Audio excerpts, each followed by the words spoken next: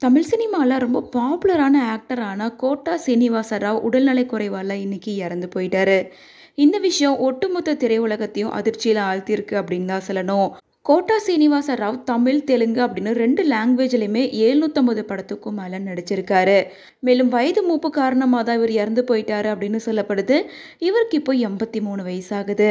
Quota Srinivasa Rao ஆரம்பத்துல தெலுங்கு மூவில தான் பாப்புலரா இருந்தாரு. அதுக்கப்புறமா 2003ல வெளியான விக்ரமோட சாமி படத்தின் மூலமா தமிழ் சினிமாவில் ஒரு பெஸ்ட் வில்லனா அறிமுகமாயிருந்தாரு.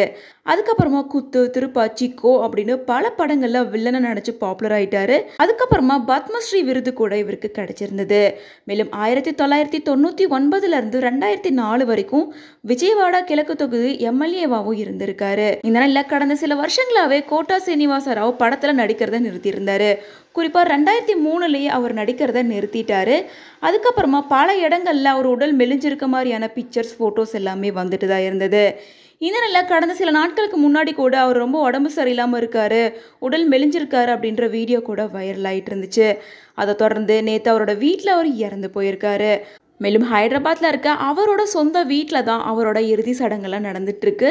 இது கேள்விப்பட்ட ஒட்டுமொத்த தெலுங்கு, தமிழ் திரையுலகமும் அதிர்ச்சியில் தான் இருக்காங்க.